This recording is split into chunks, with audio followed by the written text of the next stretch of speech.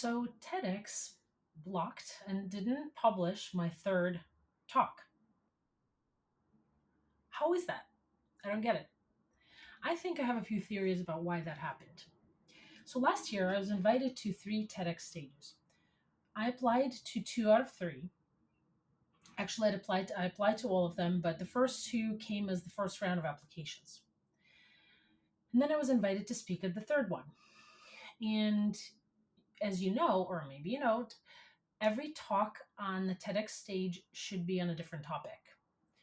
And so what did I do? I actually worked my butt off to write three different talks and rehearse them. Rehearse them in a sense of actually busting my butt to do that. So I wrote three talks. The first two were entrepreneurship related because, as I wrote my book, as I've kind of supported businesses throughout my career, I'm very passionate about it. So I love small business. I think entrepreneurship is a skill, or is a way to be truly free in life if you do it right. And so I did that. My first topic was entrepreneurship is a whole brain craft. So the big idea is that it's a whole brain craft, which means that it's a craft, meaning that anyone can learn it and get good at it, right? It's a craft.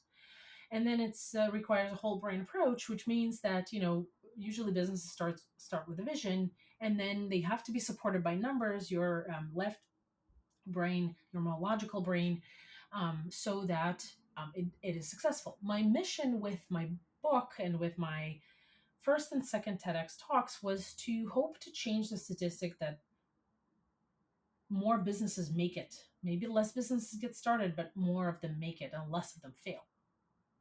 So, my first TEDx talk, I've worked on that for about 3 years through my training as a professional speaker. And then my second talk was called Entrepreneurship is a Skill for Life. And my second talk was presented at a youth TEDx stage, a college stage, actually a high school stage in New Hampshire, where I was invited to. And when we connected to talk, I've already accepted the invitation to the first one, which was not a normal stage, not a youth stage. And so I've already accepted, and they were really upset, and they were high school kids. So I was like, listen, I can, I know how to write talks. I have a lot of ideas connected to entrepreneurship. So if you'd like, I can write another talk. And so we had enough time, and I did that. And they were happy, they were happy to have a speaker, like me, to present on their stage. Now, the third talk, I was also invited to talk, and I figured, you know what, I've already done two business talks. Why don't I write something that is more personal? Why don't I be vulnerable? Right? Brene Brown talks a lot about vulnerability, and studies vulnerability. So I understand, I like it. I think that good leaders are not afraid to be vulnerable. So I figured, okay, everybody's got a story and everybody's got something. And so I figured, you know what? Fine. I will write and rehearse a third talk. And the timeline between the last two was a week. So I was writing and rehearsing two talks at the same time, which was no small feat. So that talk is the main idea is on how to play to just play in life. So not to play to win, not to play not to lose, not both at the same time, because it's, when you get in that cycle, it's a vicious cycle. But to live life just to live life, to play to just play. And so in that talk, I was very vulnerable and open about my experiences, and I've done, a couple of things looking back. I've been pacing a little bit on the stage, which I was trained not to do, but because the topic was so vulnerable for me, I just couldn't control it, which is okay. I was more afraid to forget the content than about pacing. So, and in that talk at the end, I talk about how when you stop and get out of that cycle, that playing to win and playing not to lose at the same time, how you get a chance to play to just play. and how different things will happen, different good things will happen. So I talked about how this was my third TEDx talk in 1 year. And what does TEDx Stage do? Well, they go and they don't publish my talk, my third talk. The presentation was on June 10th of 2023. You're watching this recording as of October 21st, 2024. So almost a year and a half.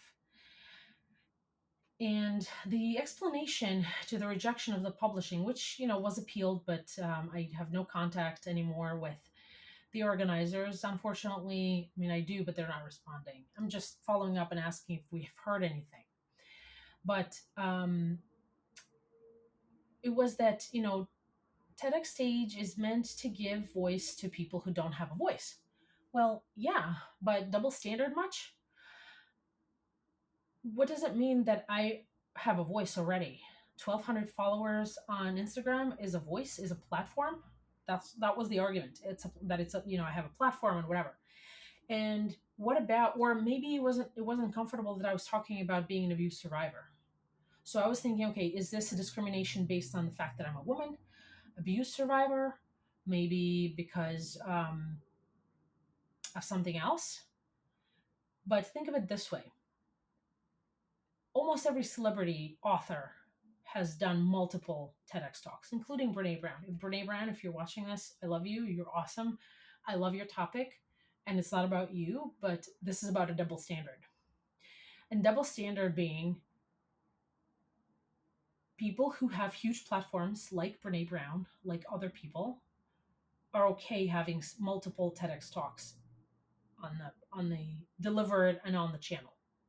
But people like me, who are first generation immigrants, a woman who's rebuilt her life after an abusive relationship, and had enough balls to come on stage and talk about it, that is not allowed, because that's not giving voice to somebody who doesn't have a voice.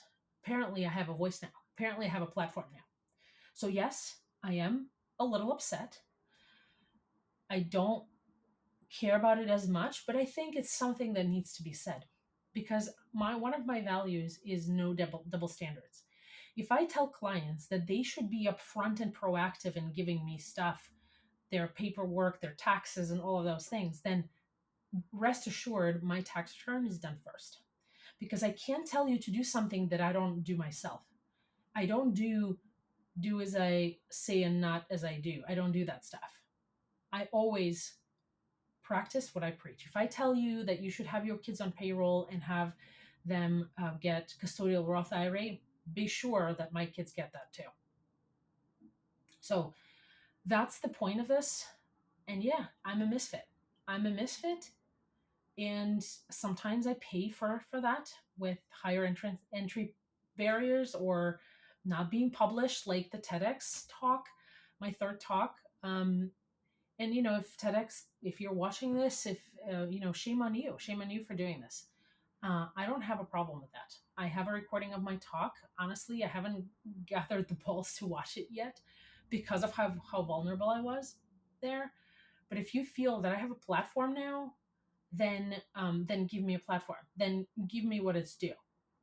But don't say one thing and do another. Double standards is the worst possible thing that can be done. And if you're watching this, and if you've been thinking about doing a TEDx talk, if you're a good speaker, if you've been trained to speak, that's not so hard. All you have to do is have an original idea. That's all. And know how to develop a talk and how to deliver a talk with impact, right? And care about the audience. It's not about you being afraid of being on stage. It's about caring for the audience and what they say. You know what people said after my first talk? Entrepreneurship is a whole brain craft.